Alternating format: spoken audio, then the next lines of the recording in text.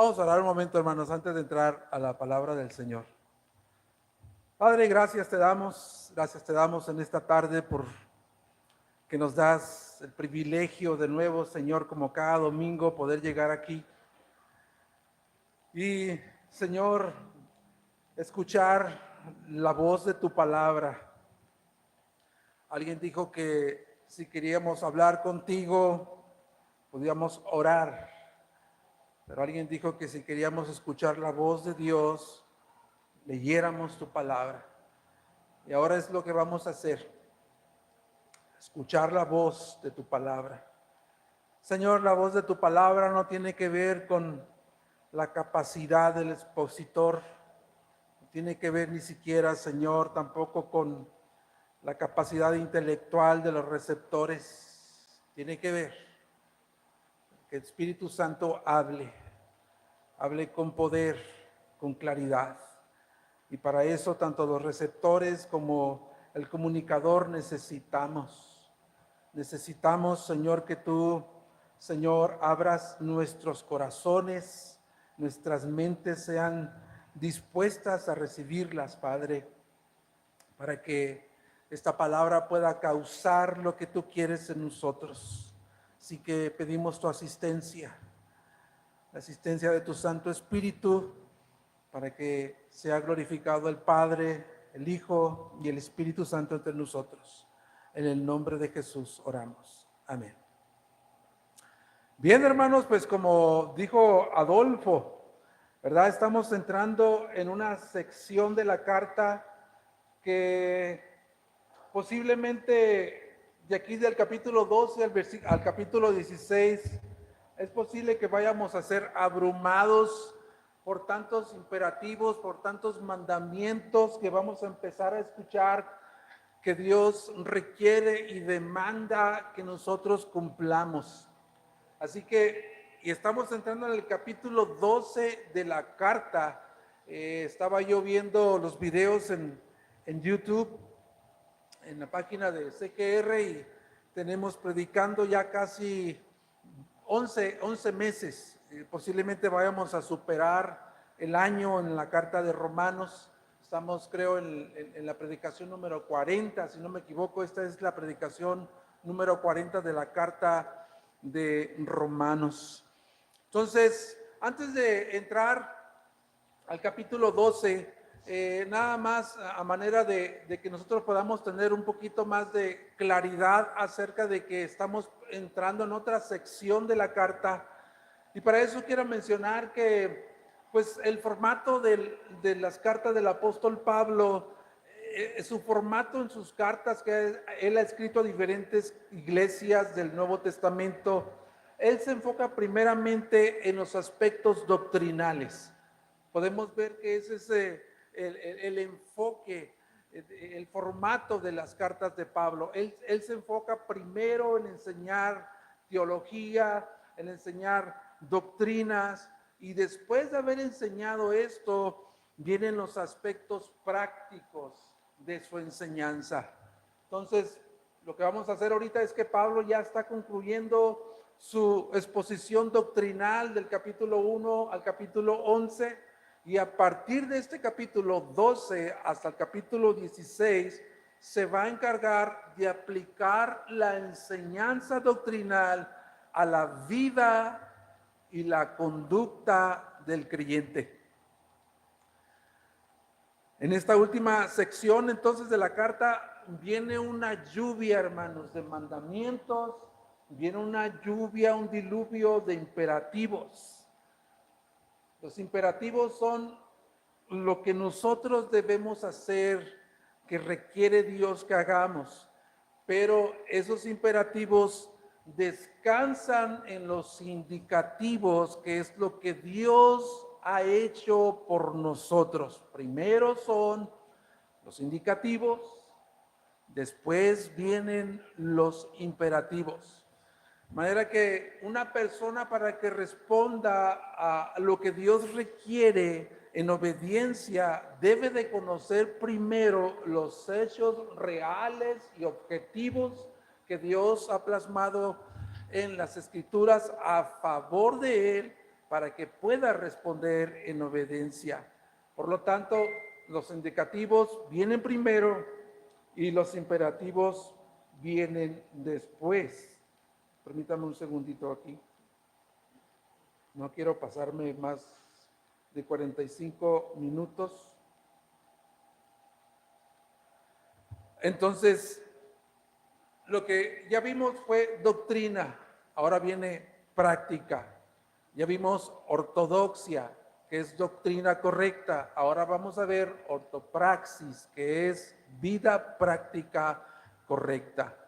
Y el sermón de esta tarde, hermanos, lo he titulado Una vida sacrificial y de transformación permanente mediante el Evangelio.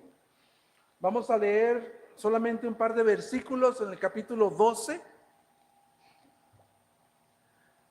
Dice, por tanto, hermanos, les ruego por las misericordias de Dios que presenten sus cuerpos como sacrificio vivo y santo, aceptable a Dios, que Él es el culto racional de ustedes. Y no se adapten a este mundo, sino transfórmense mediante la renovación de su mente para que verifiquen cuál es la voluntad de Dios, lo que es bueno y aceptable y perfecto. Dos de los versículos más conocidos en las Escrituras, que más de uno de los que estamos aquí quizás lo hemos memorizado, pero es uno de los versículos de los textos más conocidos.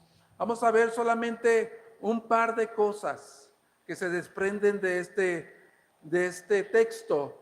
El tema entonces es una vida sacrificial y de transformación permanente mediante el Evangelio. Lo primero que vamos a ver es sacrificio vivo y santo, lo que requiere Dios de nosotros, un sacrificio vivo y santo, y por segundo vamos a ver una transformación de vida. 2 puntos nada más. Vamos a empezar con el primero, sacrificio vivo y santo. Y de hecho, por ahí van a aparecer un par de imágenes donde puedes ver, no sé si puedan apagar las luces de aquí para que se puedan ver un poco las imágenes, donde se puede ver la adoración en el Antiguo Testamento y la adoración del Nuevo Testamento.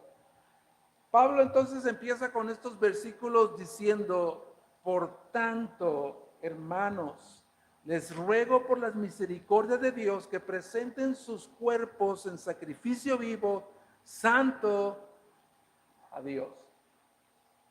Esta pequeña frase, que es una preposición, por tanto, es como la bisagra que separa las dos partes de la carta, la doctrinal del 1 al 11 y ahora la vida práctica del 12 al 16.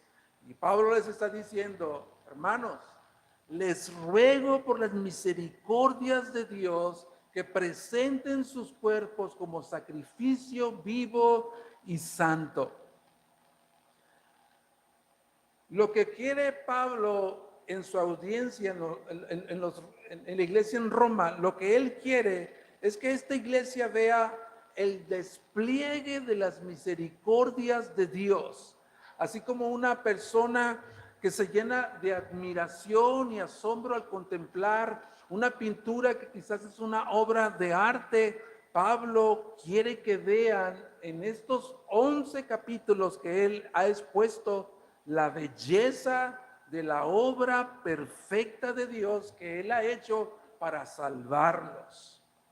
No sé si recuerdas algunas de las cosas de estas múltiples misericordias que Dios ha hecho. Para recordar algunas de ellas es que tanto ellos como nosotros éramos esclavos del pecado y éramos incapaces de salir de esa condición. No podíamos, tampoco queríamos salir de esa condición.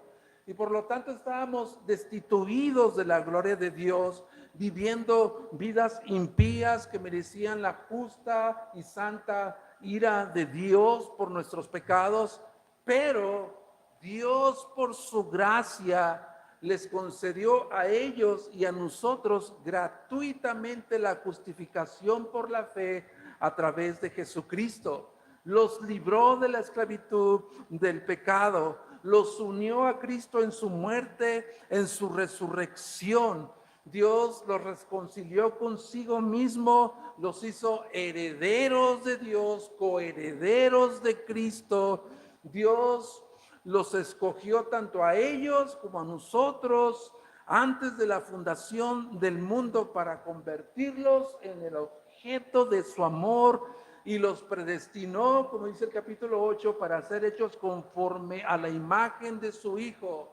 Y Dios les prometió preservarlos, que no hay nada ni nadie en lo alto, ni la tierra, ni debajo de la tierra que pueda separarlos de su amor. Y les dio la promesa de llevarlos a la gloria eterna. Estas solamente algunas cosas de las múltiples misericordias que Pablo ya ha hablado en el capítulo 1 al 11. Pablo resume estos capítulos como un relato de las múltiples misericordias de Dios que han sido concedidas por la gracia de Dios a pecadores como los de la iglesia en Roma, como también como nosotros. Ahora, ¿cuál es la respuesta de los que han sido beneficiados por la obra y la persona de Cristo, por la obra de redención? En base a lo que Pablo ya les ha expuesto, ¿cuál es la respuesta que Pablo espera tanto de la audiencia en la iglesia en Roma como de nosotros? Pablo está diciendo: presenten sus cuerpos como un sacrificio vivo y santo. Por eso la imagen que está a mi lado derecha y la imagen que está del lado izquierdo. Pablo, aquí cuando está diciendo que presentemos nuestros cuerpos como un sacrificio santo, vivo, él está usando lenguaje de templo. Él está usando un lenguaje de adoración del Antiguo Testamento. Es decir, que Pablo está en su mente trayendo esta escena de adoración en el que un israelita se acercaba a Dios trayendo un animal y lo sacrificaba delante del altar como una ofrenda a Dios. Ese animal sacrificado representaba la disposición de Dios para perdonar sus pecados. Dios está aceptando el sustituto por la culpa de sus pecados, recibiendo ese animal para ser sacrificado a muerte. Y Pablo está diciendo que ahora el sacrificio de un creyente del nuevo pacto no tiene que ver con un sacrificio para el perdón de sus pecados, porque Cristo es el sacrificio perfecto y suficiente por nuestros pecados.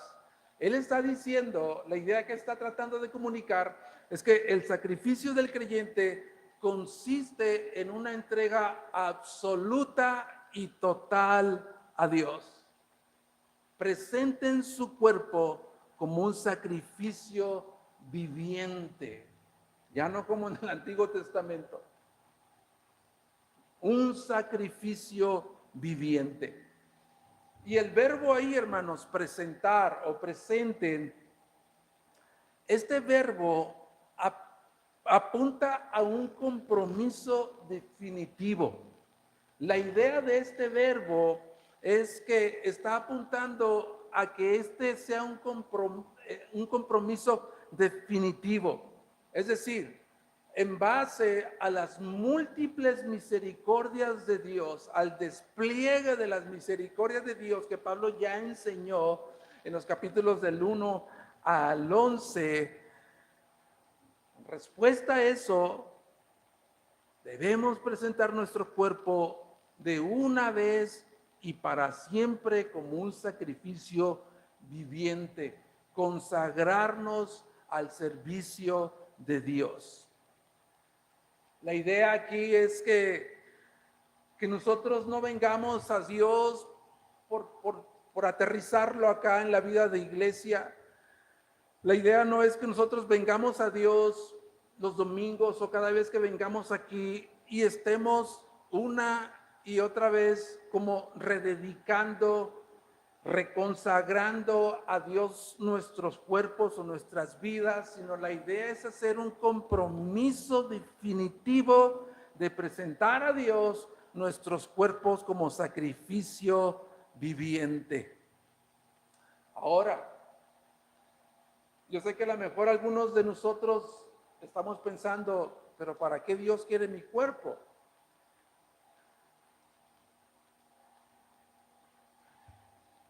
Déjame decirte que el cuerpo en la Biblia es una figura que representa el todo del ser humano. El cuerpo, soma, la palabra griega soma, el cuerpo representa o es una figura de todo el del ser humano. O sea, esto quiere decir que a Dios le interesa y le importa lo que haces con tu cuerpo. Asombroso, ¿verdad?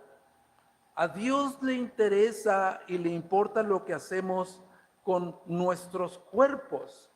Y Pablo también a los Corintios, en el capítulo de la primera Corintios, capítulo 6, 19, él les dice lo siguiente a la iglesia en Corinto: ¿o no saben que su cuerpo es el templo del Espíritu Santo? ¿O no saben que su cuerpo es templo del Espíritu Santo que está en ustedes, el cual tienen de Dios, y que ustedes no se pertenecen a sí mismos? Porque han sido comprados por un precio. Por tanto, glorifiquen a Dios en su cuerpo y en su espíritu, los cuales son de Dios. ¿Te das cuenta, amado hermano, que si posiblemente no habíamos tenido esta comprensión de que Dios está demandando que nuestros cuerpos sean un sacrificio vivo, que la adoración y al servicio a Dios tiene que ver con nuestro cuerpo y lo que hacemos con él 24/7? Porque Dios está interesado y le importa lo que hacemos con nuestro cuerpo. Ahora, la pregunta que yo me hice, bueno, ¿cómo hago, hermano, para que mi cuerpo sea un sacrificio vivo y santo? Bueno, Pablo ya ha dicho en el capítulo 6, del versículo 12 al 14 del mismo Romanos, vamos para allá para leerlo, respondiendo a esta pregunta: ¿cómo hago para que mi cuerpo sea un sacrificio vivo y santo? 6:12. Por tanto, dice Pablo, no reine el pecado en su cuerpo mortal para que ustedes lo obedezcan en sus lujurias, ni presenten los miembros de su cuerpo al pecado como instrumentos de iniquidad, sino preséntense ustedes mismos a Dios como vivos de entre los muertos, y sus miembros a Dios como instrumentos de justicia. Porque el pecado no tendrá dominio sobre ustedes, pues no están bajo la ley, sino bajo la gracia. Pablo está trayendo este mismo pensamiento que ya les dio a su audiencia en Roma y está trayéndolo de nuevo a colación y está diciéndole en este capítulo 6, no permitan que el pecado sea el rey de tu vida. Porque el pecado es como un monarca que ha sido destronado. No reine, pues. El pecado es un monarca que ha sido destronado. Ha perdido completamente su poder controlador. Fue derrotado el pecado en la cruz del Calvario por Cristo.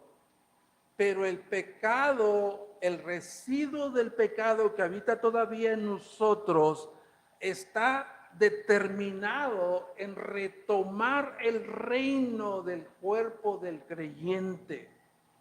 ¿Qué necesito hacer? Pablo les está dando la clave de lo que necesitan hacer ellos y lo que necesitamos hacer nosotros. ¿Qué necesito hacer? Necesito practicar el bien. Necesito hacer el bien. Presenten los miembros de su cuerpo como un instrumento de justicia. Los miembros de mi cuerpo como un instrumento de justicia, sí. Practica el bien. ¿Cómo luce eso? Bueno, que mi ojo no vea nada que contamine nuestra alma, eso ya se convirtió en un sacrificio. Que nuestra lengua, que tu lengua no diga nada vergonzoso y calumniador, se convierte en una ofrenda para Dios. Que nuestro oído, que tus oídos no presten atención a rumores, a chismes y a escuchar lo que no conviene, es un sacrificio de olor fragante a Dios. Que nuestra mano, que tu mano no haga nada ilícito, es una ofrenda para Dios, es un sacrificio para Dios.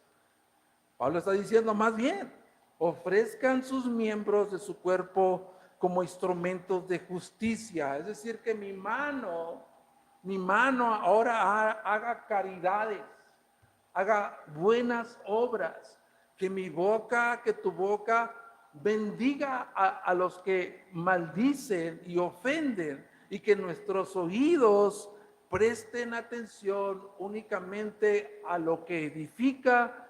Eso es un verdadero sacrificio vivo y santo para Dios.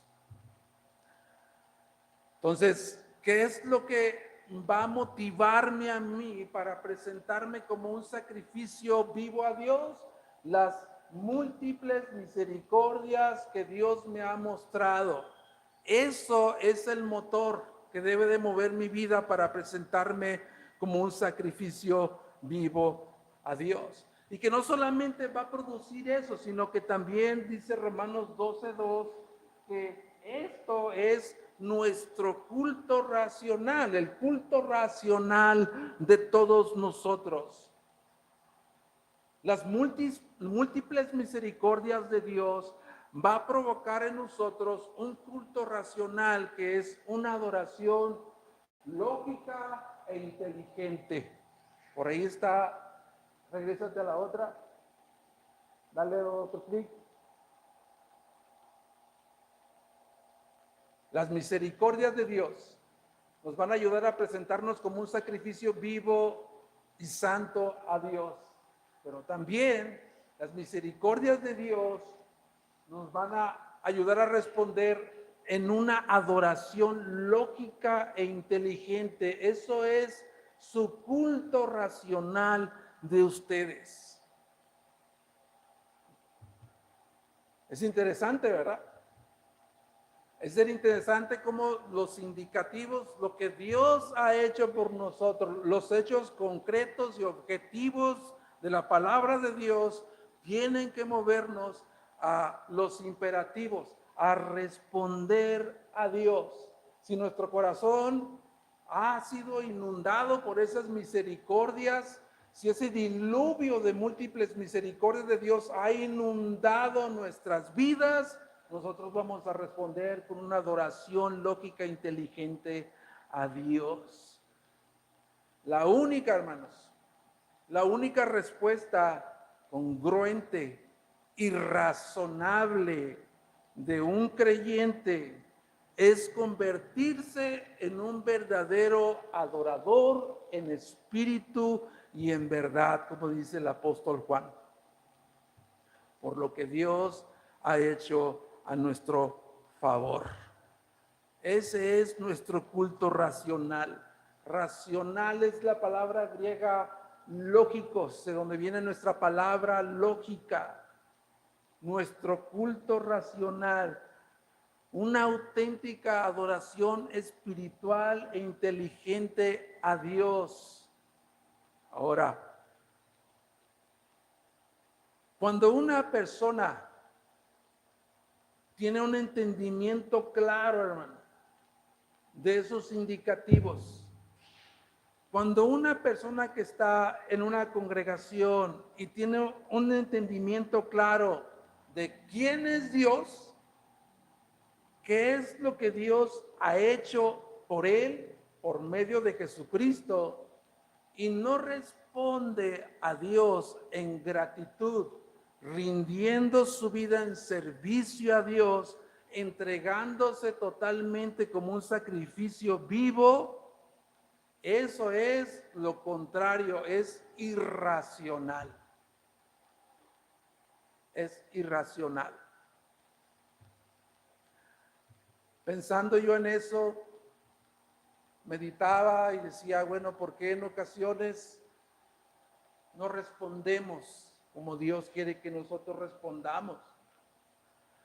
Bueno, es posible que haya algo en nuestras vidas que esté nublando, desplazando la adoración verdadera a Dios. Es quizás que algo está ocupando el lugar de Dios y yo necesito despojarme de eso, centrarme en aquel que es el único digno de recibir la adoración de todo mi ser. Y para eso, para presentarme como un sacrificio vivo, agradable a Dios y para ofrecerle una adoración espiritual e inteligente, deben suceder dos cosas, por lo menos en nuestra vida. Dos cosas. La primera es una que debes de evitar, que viene en el siguiente punto.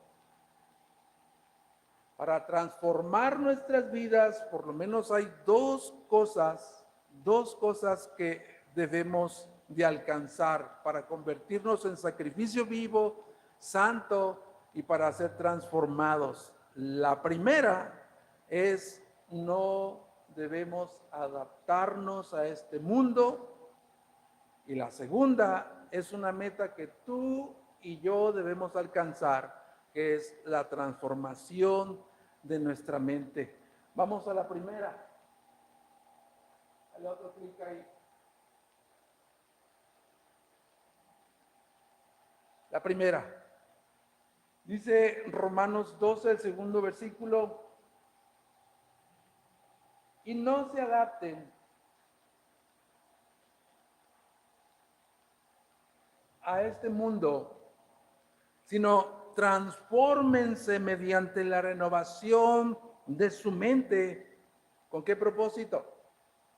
Para que verifiquen cuál es la buena voluntad de Dios, lo que es bueno, aceptable y perfecto.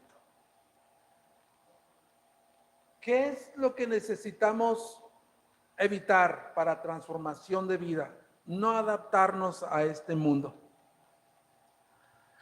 Y cuando tú ves la escritura y encuentras esta palabra mundo, tiene muchos significados la palabra mundo.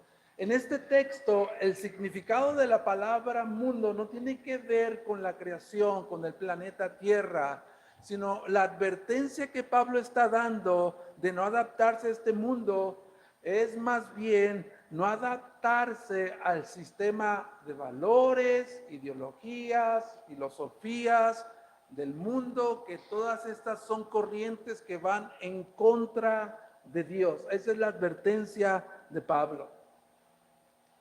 Y es una realidad. Nosotros, amados hermanos, vivimos en un mundo caído. Vivimos en un mundo caído que sigue atrayéndonos para envolvernos y moldearnos en sus corrientes mundanales. Esa es una realidad. Y pensando yo en esto, me acordé, ¿no? Cuando en mis años mozos, cuando estaba yo en la ciudad de Rosarito, Tijuana, la frontera con San Isidro, San Diego, me acordé de esto de ser moldeados. Y recuerdo que algunos tijuanenses que cruzaban la frontera a Estados Unidos y después de unos años regresaban Después que ellos regresaban, ellos ya no hablaban igual, no vestían igual, no comían igual, ya no pensaban igual, porque fueron moldeados por el contacto de una cultura y costumbres diferentes y con el contacto con otras personas diferentes. A manera de aplicación, si una persona que emigra de una frontera a otra puede ser moldeado por ese estilo de vida, cuanto más un cristiano, hermano, que migra del reino de las tinieblas al reino de luz. Eso quiere decir que el evangelio, hermanos, el evangelio tiene que afectar radicalmente tu estilo de vida. El evangelio tiene que afectar de manera radical nuestro estilo de vida. Debe haber como que de parte del evangelio una recreación de nuestro sistema de valores y virtudes que se tiene que convertir ahora en valores, en principios, en virtudes espirituales que honran a Dios.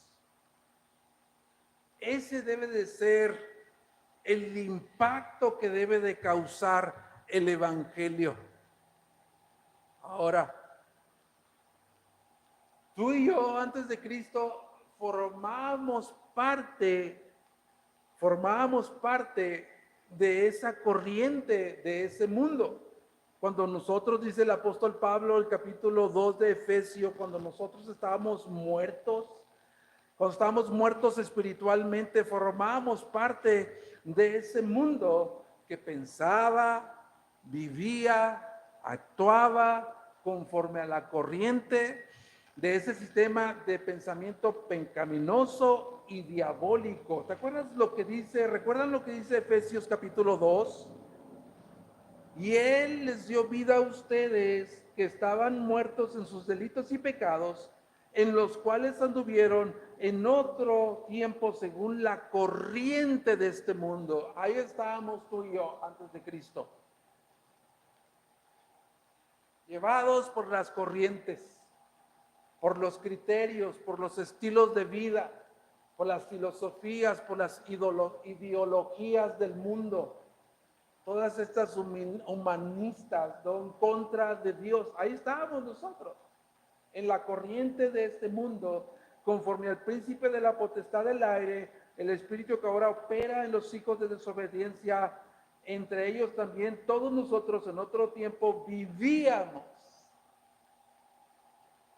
en las pasiones de nuestra carne, satisfaciendo los deseos de la carne, de la mente, y éramos por naturaleza hijos de ira, lo mismo que los demás.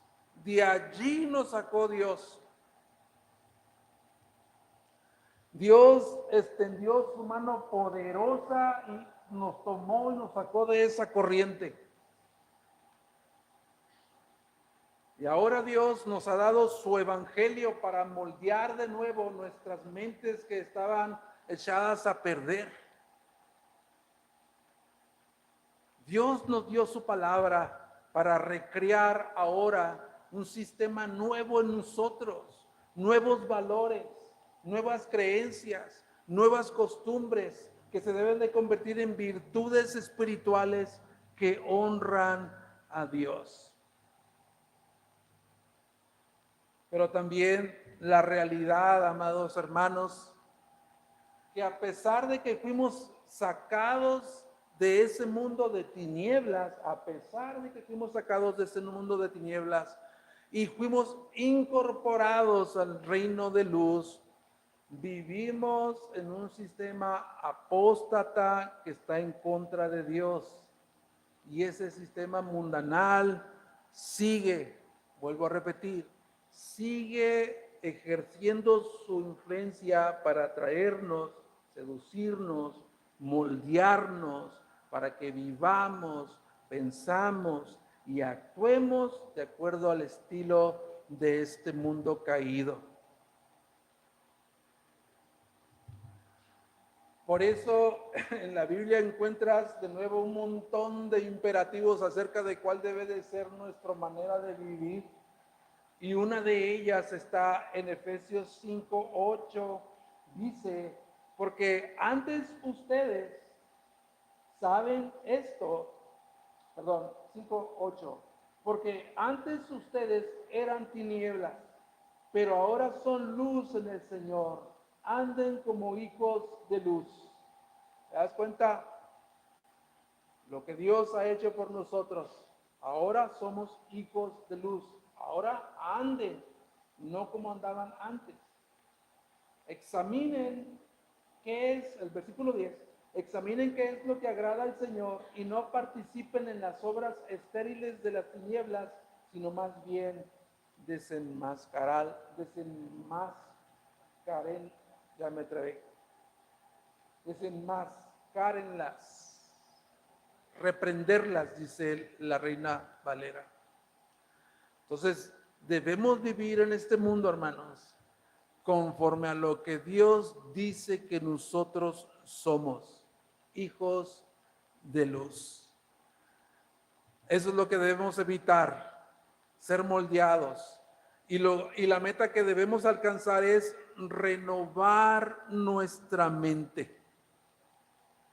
Por eso está esa mariposita allí. Renovar nuestra mente. Y esa es la manera más gráfica, así como está ahí.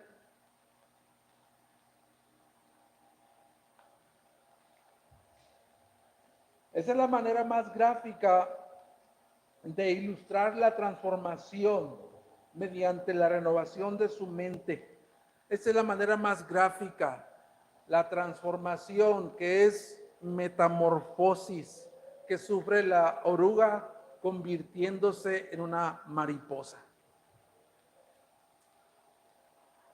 Transfórmense. Es la palabra metamorfo, la palabra compuesta. Meta, cambio.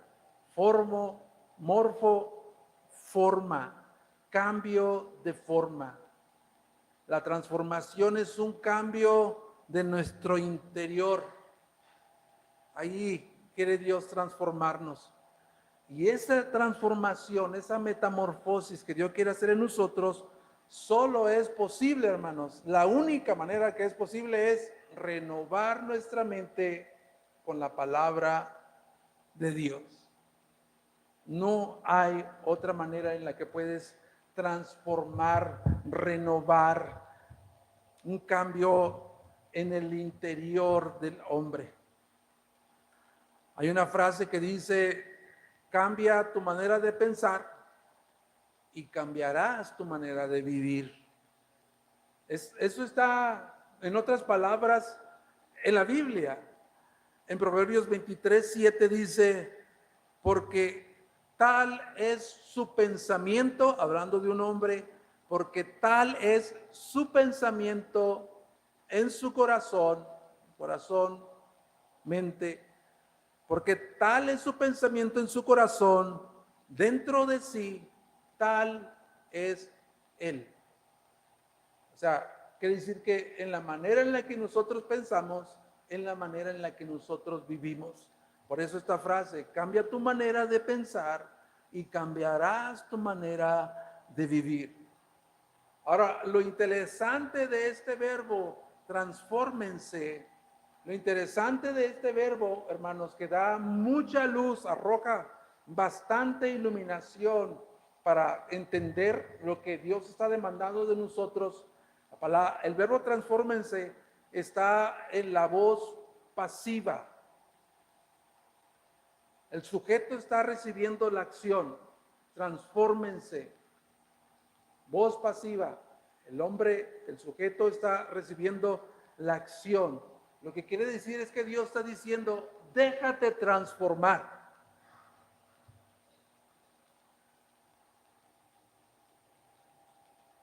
Déjate transformar. Es lo que Dios está diciendo en su palabra. Pero también este verbo está en modo imperativo.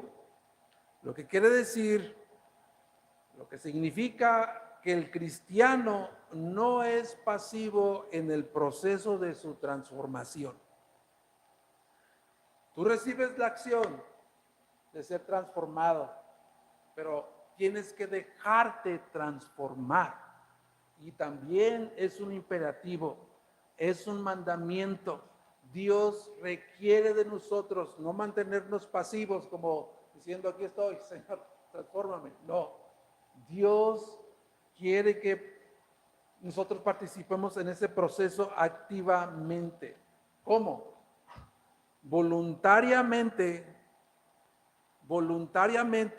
someternos a la acción transformadora por medio de la operación del Espíritu Santo que está en nosotros. Esa es la manera en que nos vamos a transformar, amados.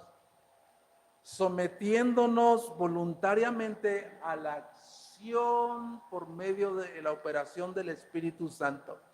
Es decir, en otras palabras, deja que el Espíritu Santo tome posesión del centro de operaciones de tu mente, allí.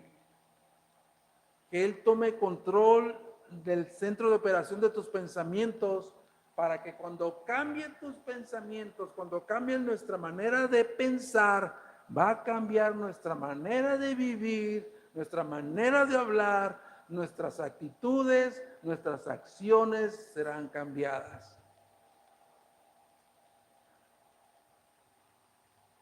Y eso es algo que a lo mejor no tenemos completamente la idea de cómo sucede, hermanos.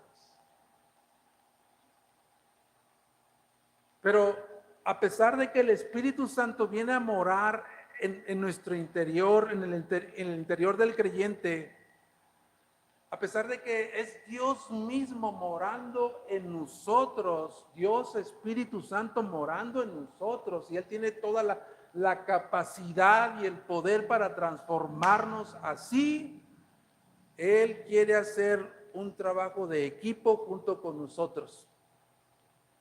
Él quiere que trabajemos en equipo con Él.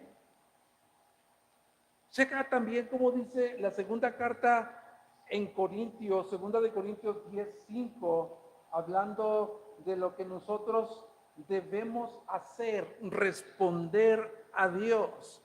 Checa como dice segunda de Corintios 10:5.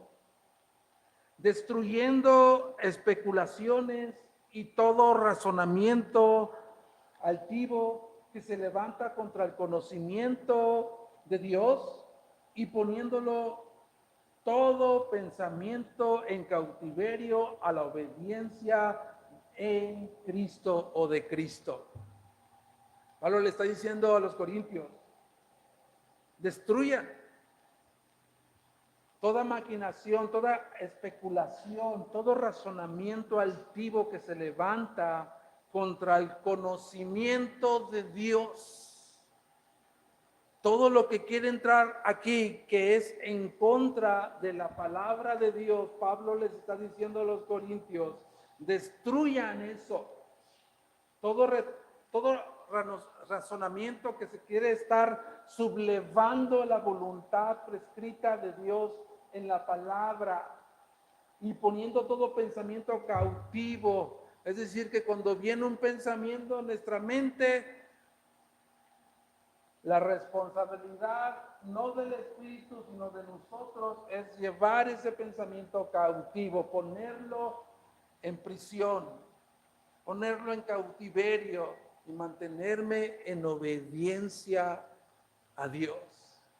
Ese es nuestro trabajo, y el Espíritu Santo mora dentro de nosotros. Sin embargo, es un trabajo en equipo. Nosotros somos los que tenemos que llevar cautivos los pensamientos a la obediencia en Cristo.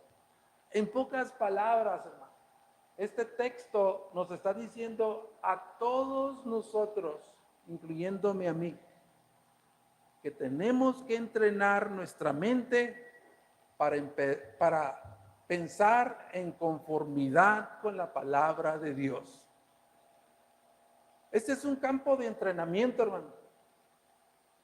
La iglesia es un campo de entrenamiento donde nuestro cerebro, nuestra mente, nuestro intelecto está siendo equipado y entrenado para pensar bíblicamente. No en balde, no en balde tenemos escuela dominical, FM, clases de aquello, clases del otro, predicaciones positivas, versículo por versículo, no en balde, porque esto va a producir una mente bíblica, va a producir una mente bíblica.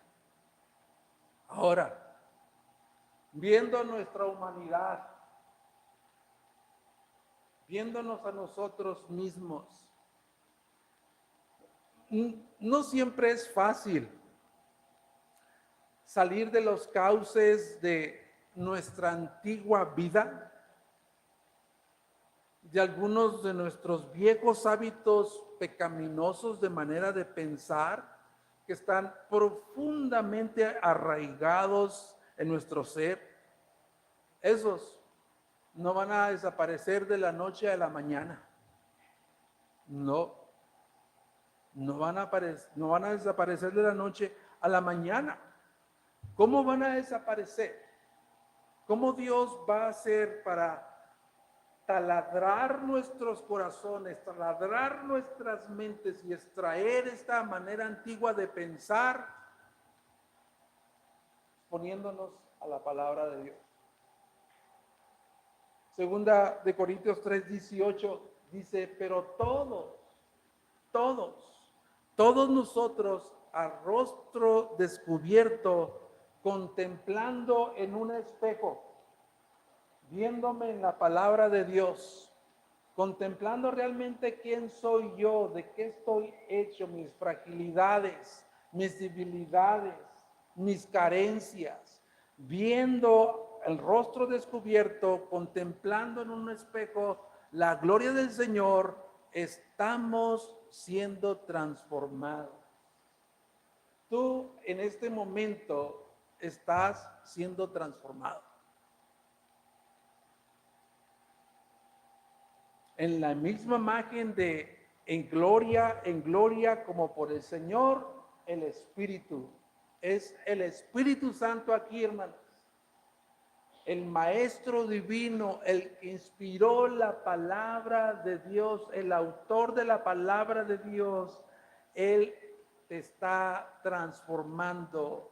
Él está tomando las verdades de la palabra de Dios y las está aplicando a tu corazón, a tu mente, y estás siendo transformado a la imagen en gloria, de gloria en gloria, como por el Señor el Espíritu. Eso quiere decir, hermanos, que en la medida que nosotros vayamos a este libro, la Biblia, en la medida en que nosotros contemplemos la belleza, la majestad, las glorias de Cristo, en esa misma medida nosotros vamos a seguir siendo transformados por la operación o la acción del Espíritu Santo. Por eso es imprescindible, hermanos, imprescindible que las Escrituras formen parte de nuestra formación espiritual, nuestro crecimiento en madurez. Ahora, todo esto luce extraordinario, ¿verdad?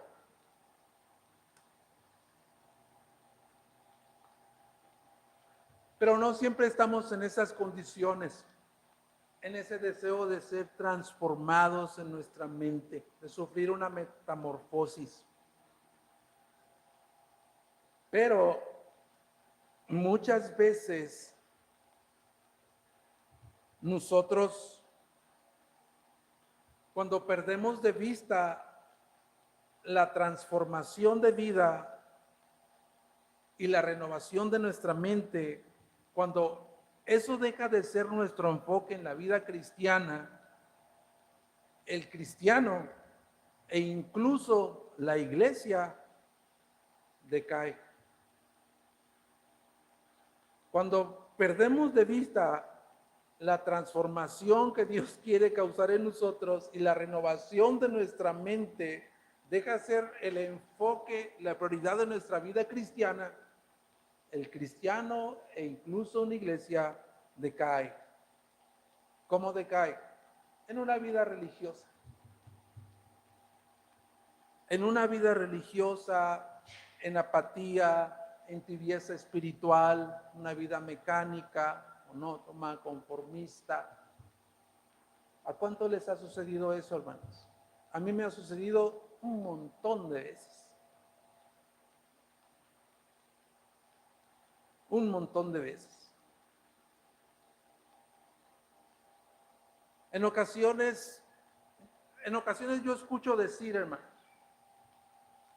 es muy difícil obedecer a Dios y poner en práctica la palabra de Dios. El estándar que Dios nos dio está muy alta, la vara, lo que Dios demanda es muy alto, es muy difícil. Yo escucho decir eso. Muchas veces también yo lo dije. Pero ¿sabes qué? Esa es una mentira del diablo, hermano. Porque precisamente Él no quiere que ni tú ni yo nos presentemos como un sacrificio vivo, santo, ni tampoco quiere la transformación de nuestra mente. Esa es una mentira del diablo. ¿Por qué? Porque Dios, hermanos, Dios nunca te va a pedir a ti, Él nunca te va a pedir a ti que hagas algo que Él no haya hecho primero por ti. Dios lo ha hecho todo lo que tú y yo necesitamos para responder a Dios en obediencia, Él ya lo ha hecho por medio de Jesucristo. Así que no podemos decir, es que es difícil. No es difícil. Esa es una mentira que nos hemos creído. Mentiras verdaderas, como dicen algunos. Porque entonces, ¿a quién le hago caso, hermano? Jesucristo dijo en Mateo 11:8, porque mi yugo es fácil y mi carga es ligera. Y el apóstol Juan dice en 1 de Juan 5:3, porque este es el amor de Dios, que guardemos sus mandamientos, y sus mandamientos no son difíciles. ¿Quién tiene la razón? El que dice, es muy difícil. ¿Quién tiene la razón? Tiene la razón la palabra de Dios, no son difíciles. ¿Por qué? Porque Dios ya nos dio todo lo que necesitamos para cumplirla, para hacerlo.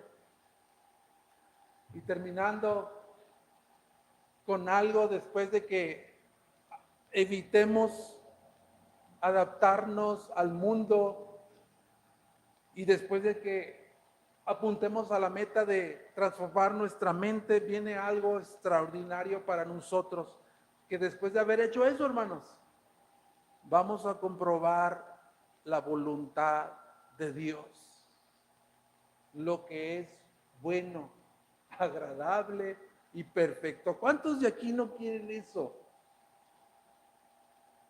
¿Cuántos de aquí no quieren la voluntad de Dios, lo que es agradable, lo que es bueno, lo que es perfecto? Todos nosotros queremos ese tipo de vida, empezando conmigo. Pero quiero terminar con eso. En la medida en que los cristianos presentemos nuestras vidas como sacrificios vivos y continuemos renovando nuestras mentes por la acción del Espíritu al ser expuestos al Evangelio, en esa misma medida va a ocurrir algo asombroso. ¿Qué va a ocurrir? Vamos a comenzar nosotros a agudizar el discernimiento espiritual. comenzaremos a reflexionar y a pensar bíblicamente en la toma de decisiones. Todos aquí, en algún momento estamos enfrentados a tomar decisiones. ¿Qué carrera voy a estudiar? ¿Con quién me voy a casar? Quiero comprar una casa.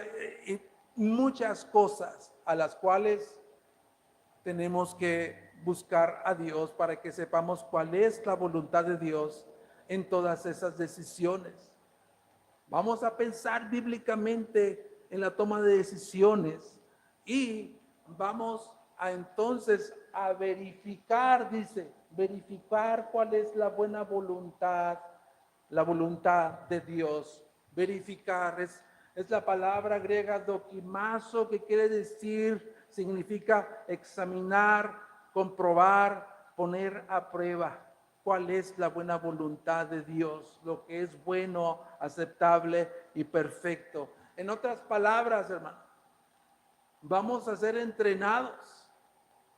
Cuando nos presentemos a Dios como un sacrificio vivo, cuando nuestra mente sea transformada, seremos entrenados, capacitados para pensar, vivir, actuar en consonancia a esa voluntad agradable de Dios. Eso es lo asombroso que va a ocurrir con este par de textos que están profundos a manera de aplicación. Para los teólogos que estamos aquí, incluyéndome a mí,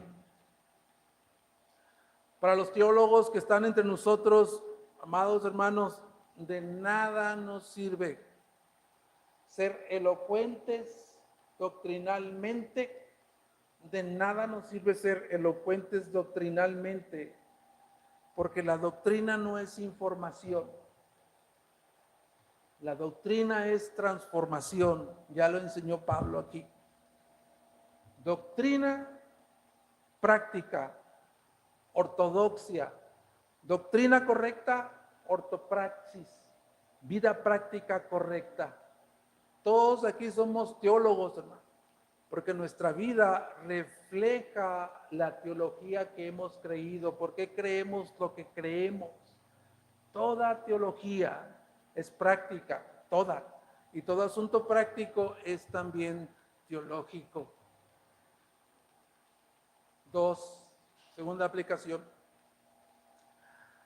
La motivación correcta, genuina, verdadera para entregarnos permanentemente a Dios como un sacrificio vivo y santo son las múltiples misericordias de Dios. Esa debe de ser el motor que nos mueva. El ver todo lo que Él ha hecho por nosotros. Y es más, esas misericordias, hay un texto que dice que se renuevan cada mañana para nosotros. Ahora,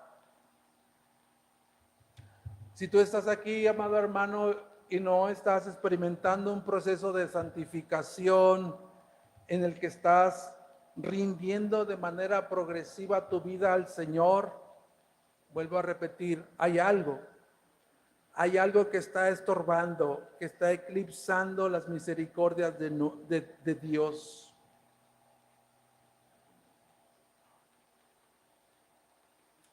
De nuevo, Dios nunca te va a pedir, hermano, Dios nunca te va a pedir que hagas algo que Él no haya hecho primero por ti, por medio de su Hijo.